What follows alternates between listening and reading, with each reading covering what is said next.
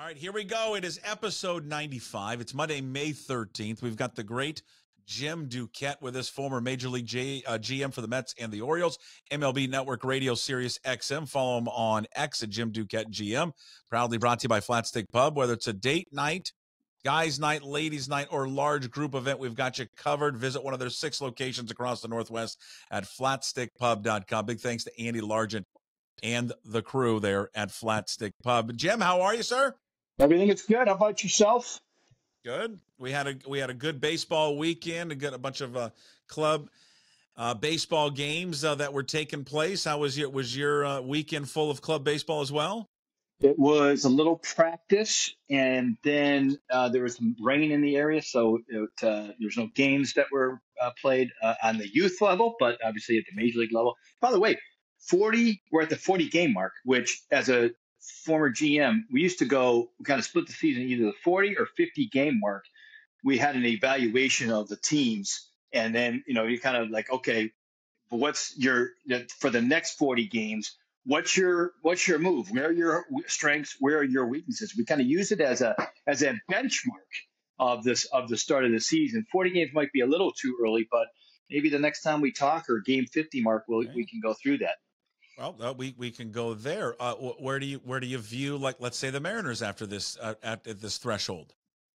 So I would say this on the offensive side, and we've talked a lot about it. It's been a big struggle. However, and the strikeouts are an alarming one, and they're built, I think, a lot around Julio, maybe too much so. And I was having this conversation with my partner, who's also a former GM, and Jim Bowden over the weekend, and we both felt the same way. Some of the guys that they got, when you bring in a Polanco, you bring in a Garver, you bring in some of the new guys, Haniger, those guys aren't used to, they're not necessarily 155, 160 game offensive players, right? They're either platoon or they're maybe 100. They're good players. Some of them, like Garver, we talked about last week. I think getting into that full-time DH role, that's not an easy thing to get used to. And I don't know if there was enough evaluation or consideration for that when they were making some of these decisions that maybe these guys aren't everyday guys. They're hoping they might be, but they, to me, their track record states otherwise. Polanco's had a bunch of injuries there. So I think Polanco's still going to be a real good hitter, and, he fits well, but it's something to keep an eye on, as we kind of move into the start of the season. Is they're not accustomed to playing this many games already out of the gate. And maybe there should be more of a platoon type setup or matchup type of setup where you start to introduce some other guys into the lineup. So it sounds like a fault of roster construction. Was it based on the guys who they evaluated, Jim, or was it based on the salary that they were dealing with? I think this is all salary driven. I said this before. Unfortunately, when you're tasked with trying to reduce payroll, your choices in the wintertime are more limited. And they went to a team in Minnesota with Polanco as an example, who they were having financial issues as well. They had to reduce their payroll. Garver was maybe a lesser version on the DH side than others that were available. But again, a lot of this is dictated by what the amount of money that you have to spend. And so, they're trying to spread it out as best they could. And again, it's when you're flipping the roster offensively the way they had to this winter, which is hard to do. You're going to miss on a couple guys, on that, or maybe not. A couple guys aren't going to reach their expectation level. That just kind of comes with the territory. So one or two of these guys will bounce back if I were betting on it. Polanco is a guy that I would bet on for sure, bouncing back. And obviously, Julio's home run yesterday is an encouraging sign. I think that was the first one, right, at T-Mobile that he's hit this year, which is crazy to think that we're here on Mother's Day and he's only had one homer at home. What are people saying around baseball about him? When you see him and watch him, what do you see of a difference this year opposed to last year? I think what I'm hearing, mostly, everyone kind of knows he's been a slow starting guy and he's maybe pressing a little bit, when the offense kind of revolves around you and it, and the expectation level is there. I think that there's an extra level that you have to kind of work through and work on, that not necessarily the pressure we'll say for him. I think Julio is certainly built to handle the high expectations, but I do think that when you're more reliant on that and the offense struggles out of the gate, you don't have that type of protection. You tend to press a little bit more. So, this is about the time where you should start to see Julio heat up. And I was encouraged by, some of the at bats and certainly his home run yesterday. We got Bill Kruger who comes on Mondays. We've referenced him before. He's always talked about the swing being a little bit too long for him, and he needs to shorten it up a little bit. Guys will pound him inside with high velocity fastballs, and they go away, with the breaking stuff in a slider. How does a guy like that make that adjustment? How do you get short and quicker to the ball at this level and make that adjustment, Jim, on the fly?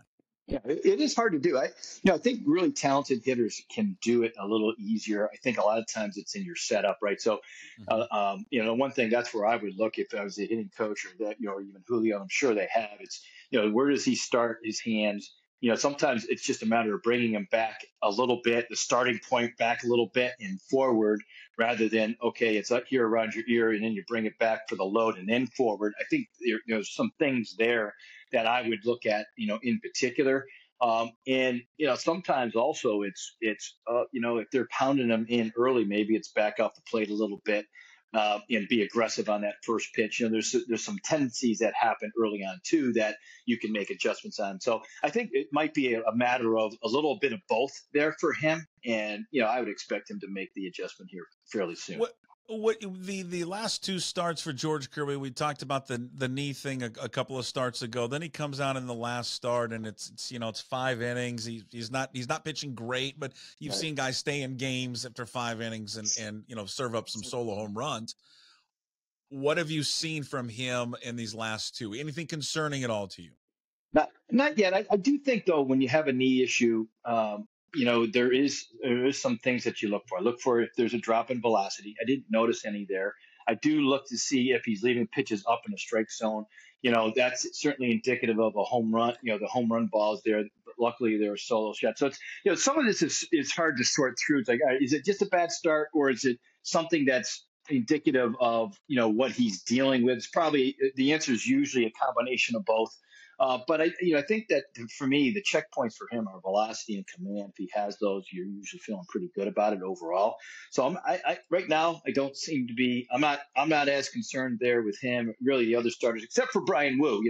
Some of the issues that he had, and I know Scott Service had kind of downplayed it a little bit. Maybe he was going through some stuff, but it was too early for me coming off the injured list to have a problem. It was a pitch number 62, I think it was, in the game the other day. So.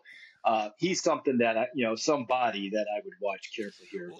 What do you make of that? They said this is something that's gone back into back into his starts there in Tacoma on his rehab. That he is the inability to he gets tight in between innings, forearm tightness. When you hear forearm tightness, especially a guy who's missed some time with the elbow issue, what does that tell you?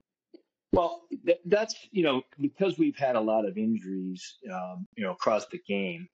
And I think I mentioned this stat 2 times ago. I think it was through April, we had 62 pitchers on the injured list for elbow specific injuries. It was one of them. Around the game, it's been an epidemic. And if I'm a pitcher and I don't know, if this is what Wu's feeling, but part of this, feeling some tightness is also a little bit of concern. Like, geez, I want to be careful about airing it out too much because I don't want to be another guy that's had an injury like everybody else. So I'm sure there's something in the back of your mind, whether it's conscious or subconsciously.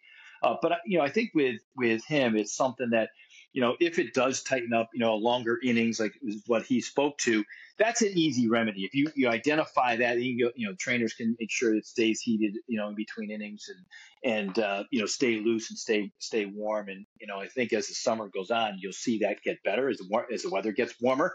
I think that's partly some of this, but it is, one of there's certain things at this point in the year you kind of circle, you go, all right, that's concerning, or hey, this is a good sign. That for me is concerning with Wu, that he's still having those issues in the elbow. What do you think about him coming out of the bullpen? They got Emerson Hancock, who can be their 5th starter, and shown that he's capable of handling that. Do you think Wu could be a guy that if you put in the bullpen how effective would he be? Could you see him them repositioning him in a role like that? I would like to go back and look at his history if he has much bullpen experience. That transition, it's not easy for guys who've started their whole life and then moved into the bullpen, even though you would think intuitively you should be able to do it. I think of Nick Martinez, who is what I'd say hybrid. Cincinnati just signed him to a contract this winter to do both. And I remember talking to him in the spring. And he's like, and we even said this in the interview. It's like, there's not a lot of guys that can do it effectively. And, that's why he is made a career out of this. He went to Korea, came back over to the States and, pitched in San Diego before Cincinnati. So I wonder just with Wu, I think, what ends up happening is you throw at least one less pitch, right? So he's a 3-4 pitch mix guy. You're not going to use all of your pitches as a reliever. You don't need them in short spurts. And you don't have as long of a leisure or patience level if you're the manager, because you're in there to get three batters. And if two of them get on base as a starter, you're like, oh, well, he's here for at least 5 innings or 18 batters. I'm going to let him work out of it. You can't do that as a reliever, right? So you got to really come at him with your best stuff. And so I'm not so sure long term it's a benefit for him, because I think he can be a good starter. But because of some of the health issues, it might end up being the way that they go. And you mentioned Hancock too. So I'm curious if they go that route. But I would like to see what his track record was as a reliever, if he has any. How do they regroup after the news that comes down Friday? Matt Brash is going to be done. Tommy John surgery. Certainly, Jim News is not good on Gregory Santos. They're going to earliest now he's going to be available is July. Do they now, as they get closer to the deadline, turn their attention to a spot or two people in their bullpen, a relief role to add to the team? Yeah, I think they're going to have to. I think that's clear. Again, that's why the first, 40 games, 50 games of the season, you kind of play this out and see, your first general feeling, because there's usually not a ton of trades available. You go, all right, well, who do we have internally to come up and take that role, at least temporarily? But I think, if you look at this group, first off, if you still have financial restrictions, which they may, bullpen help can be the least expensive way to go to add to your team, and you usually see exponentially, the add-on there helps. I think you get a jolt no matter what at the trade deadline, even if you trade for two relievers. But I think it's clear with them they need that extra depth because of the injuries to Brash and Santos, and maybe Santos, because I thought that was a nice acquisition for them. Hopefully he can come back and play a role. So that might fill one of those needs, and maybe they go out and find one more, or maybe it's Wu that goes into the bullpen. Those are some things that I think are all on the table. For first base, I mean, it has been a long slide here for Ty France. It goes back to August 5th of 2022 in terms of where the slide has been for him. What options internally, what would you do differently? And obviously if the internal options don't work, where do you look for the future with him and actually the future with that spot? In that spot. Yeah. I think, what's difficult with him is, he's gone through that phase of making the adjustments to his swing. It looked like it was happening pretty well in spring training. Now you're into the season. It hasn't happened yet. You're still hoping that it does, but at some point, I think you have to realize that it may not, and so I think there's still a little bit of time for him to figure this out. But you try to look internally. Are there any options of guys that could go over there to play first base? If there isn't, I think you try to go out and make a deal. Josh Bell's a guy down in Miami who's available, was traded from Pittsburgh to the Marlins last year.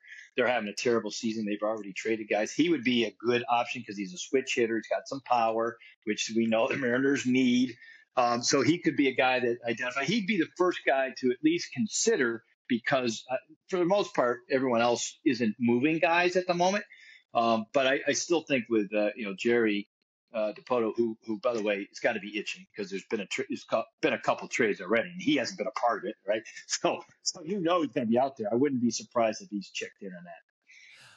What did you make? The big news of the story over the weekend in baseball was the debut of Pirates right-hander Paul Skeens. He looks the part. My God, Jim, he gets off the bus, and you're like, yeah, that's what just a front-line, massive, big-time starter looks like. What did you make of his performance? So I love the way he handled all of the attention. You know, everyone made the comparison to Steven Strasburg when Strasburg made his first start back in, I think it was 2010.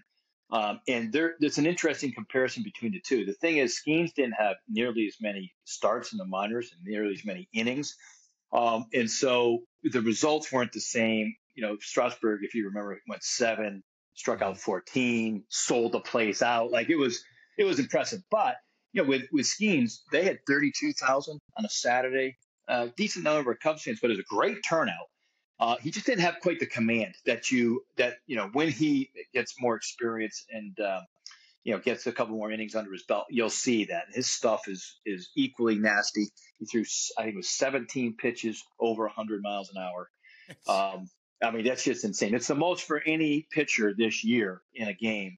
Skeens did it in his first start coming out of the minor leagues. He has some really interesting pitch mixes. He's got a sinker that acts like a split finger. They call it a splinker because it combined the two. Yeah. It's a sinker that goes down. He's got a slider that's really tough on righties. He also has a curveball. It's hard to have command of those four pitches right out of the gate, but I thought he handled himself really, really well. Excitement there in Pittsburgh was palpable, and they need hope like that, and they had it. And it looks effortless. Ooh. You know what? I think that's the thing that also stands out when you're throwing 100 like that, and it looks like you're just playing catch. There aren't many guys that do that. The last guy that I saw, you remember, a left-hander. He's still pitching in the league, Matt Moore. He was a Rangers starter, and he'd come out and he would just kind of nice and smooth playing catch, like, oh, it's like you and I playing catch, right. But it's coming in at 98 miles an hour. It's rare to have that kind of combination. Doesn't mean you're not going to get injured, by the way. Those high-end velocity guys get hurt, and Moore did. But with Skeens, you're right. It's not like he was overthrowing or having to reach back for extra effort. It came easy. One of the storylines, obviously a great storyline last year was what Arizona did, and a huge part of that was Corbin Carroll, who of course is from out here, Seattle kid, grew up in Queen Anne, just right, in the backdrop of the Space Needle, Lakeside High School. He's struggling, and the team is struggling. They're 19-22, and he's hitting 201. He's 287 on base, and he's slugging 266. What's going on with him? So I had his manager on Torre Lobello on my show on Friday. He was starting to show signs of coming out of it this weekend against the Orioles, again, showing some signs. A lot of this is he's getting beat by fastballs up in the zone, which is not what happened last year. So to your point with Julio and the swing getting long, Corbin's pressing. His swing's gotten a little long right now, so he's got to get back to where he was last year. And I think the other part of it is there's been a lot of chase. He's chasing pitches down out of the zone, breaking balls out of the zone. So I think that all of those things, those are two things, I think, pretty big factors that, again, not uncommon when you look at it. I think with a talent like him, it's just a matter of time before he kind of gets dialed in. You started to see some signs of that the last 4 or 5 days, and we'll see if it continues that way. But he's such a talented guy. The Diamondbacks really need him. It was amazing how their team went as well as he did last year. When he had a 6-week stretch where he struggled last year, they struggled. And when he was swinging the way he was, man, they took off and ended up obviously getting to the World Series. I mean, it's a full circle thing. It's kind of like with Julio and the M's. It's the same. It really is the same thing. In some ways, they're built similarly. They have really good starting staff. The bullpen with the Mariners might be a little better right now than, they have obviously Sewald, Arizona does. You remember Sewald and that whole trade. But I think we'd like to have him back. I know. I didn't like the trade then. I still don't like it. But the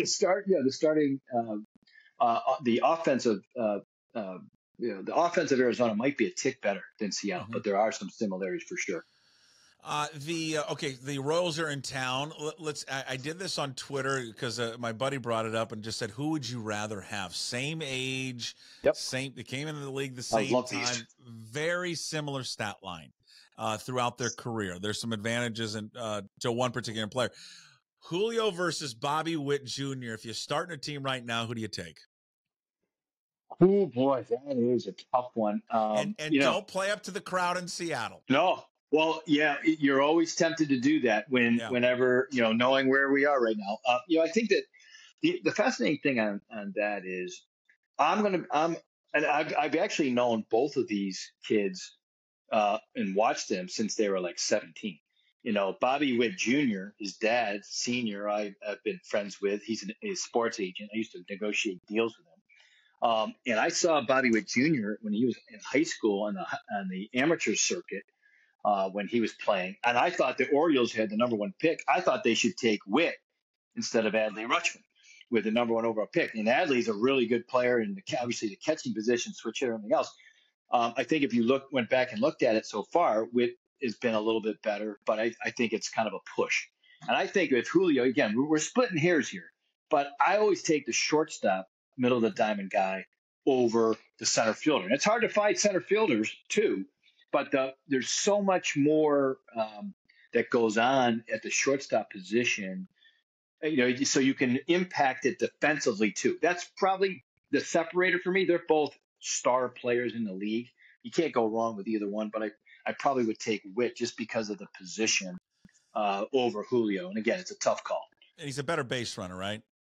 He can steal bags. He's a better Yeah. base runner. I mean, he can impact it that way too. Julio, I think, is going to end up having 40 home run power. I think Witt might be a 30 home run power. So there's a difference there. But more stolen bases. But more bags for sure. Yeah. And the defense, shortstop defensively is a huge, I think separator. Yeah. The play he made last week where he covered like 115 feet. Oh my God. Where the third baseman or at least the left fielder should have made the play, but he runs over and makes the play. Incredible. Yeah. It's a play of the year defensively in baseball. Yeah. I thought the left fielder was taking a nap. I mean, that's how fast. Right, Bobby Witt, how the heck does he get there before? And Gunnar Henderson with the Orioles is another guy to keep an eye on, and that's the top young shortstops because he does similar things to Witt. He has maybe more power, doesn't have the same stealing base speed that Witt does, but they have similar factors defensively, and Henderson made a similar defensive play. Wasn't as far as what Bobby Witt did, but he went deep into left field to catch a ball over the weekend. What do you make of the Royals as the M's and Royals start a 3-game series? A nice start, nice surprise, I guess, to the start of the season. And many would argue this is the reasoning why you're aggressive in the offseason to improve your team. They're the example of it. They had to turn things around after, I think it was back-to-back 100-loss seasons. And so I give them credit because their pitching is strong.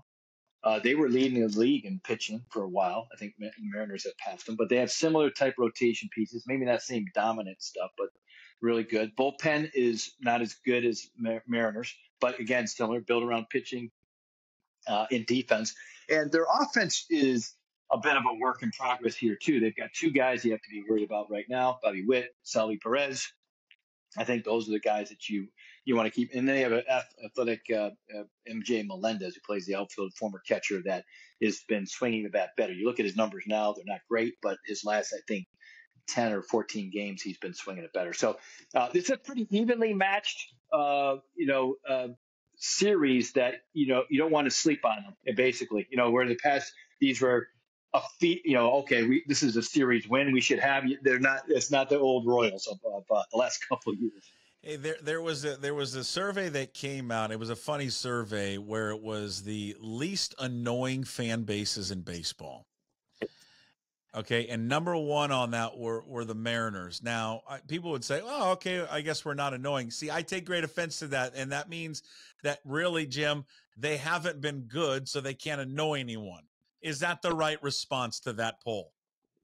Oh, man. I think I would say that you want a little bit of an annoying fan base, right? Because it means you're irritating the other team, right? And you're good. And you're good, and you're like giving it back to guys, and usually in good fun. But so yeah, I don't think I would take that as a compliment if I were in Mariners fan shoes. Let's get a little tougher. Let's get a little meaner. That's what I'm saying. Get your mean on. Now, what's the most annoying fan base? Let's settle that. What is it? Well, I have a family of Red Sox fans, and I don't. If there's more obnoxious fans than the Red Sox fans, then I don't know. And then listen, I cover the Mets obviously, and I do things for them. They're obnoxious too. Like there are some, but I feel like the Red Sox may be the worst because they expect you to win when you don't win. They expect to win every year, and it's just not reasonable. And they've had a lot of success winning World Series titles over the last 15 years, and they're still like, oh, we should be winning again this year. Like it's just too much for me. Okay, so I enjoy the East Coast sports fan, the true Yeah. one. Here's what annoys me about the Red Sox fans is that they're in every market, it's probably the same.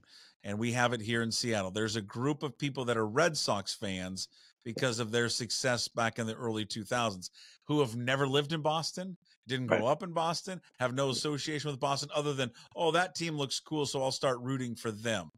That's the person I hate. Yes, well, I'm with you on that, and we have a fair number of those fans here in Baltimore, where I live. When it comes to, let's say, Yankee fans, where they're like, even though New York's a little closer, and they'll get there, occasionally, but they're big Yankee fans only because they've won. Like, yeah, I mean, that's not being a true fan. You don't have many tough times there with your exactly. Yankee. You don't get to pick and choose. Oh, when I get to be a fan, you got to be. It's like at the Cubs winning the World Series after their drought, and I'm a Cubs fan now. That doesn't work. Like you got to wear it like those people wore it for years. Right. I say this, I am a fair weather football fan, but that's another day, another topic. I have like six NFL teams that I'm fans of, only if they win. Have six so teams. It's bad. It's bad. Who really are your bad. 6 teams? Well, Patriots, because I grew up in New England. Okay. I was an early Steelers fan, but I can't be a Steelers fan now because I'm a Ravens fan. I'm a Chiefs fan. Yeah, no, listen, it's bad. Chiefs fan because Mahomes, his dad, played for me when so I have affiliations like that. When Brady left to Tampa, I was a Tampa fan because I'm a Brady fan. You see, like that's how it gets to be obnoxious. When I was in New York, I had to follow both Giants and Jets. Now I'm off them. So that's how it evolves. If the Seahawks are good, I was a Russell Wilson guy. Okay. I drafted Russell Wilson when I was with the O's as a baseball player. All right. Oh, you I don't know if I ever told you this. Yeah. No, I didn't know that. I didn't. Did he? Out of high school. Out of high school. Really? He was a kid out of Virginia. In fact, I have a great picture of him in spring training when he went to spring training with the Yankees and whatever. So I was a Russell, and so I would watch and I appreciated him, especially when he was when he was with the Seahawks when they were winning.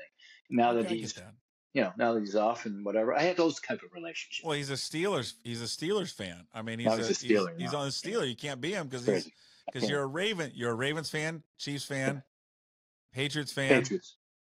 Yeah. Who else are we missing? I can't even keep track of it anymore. There's so many. It's so bad. If I go up to Pittsburgh as a Ravens fan, they'll throw me out of the stadium. I can't do it. As they should.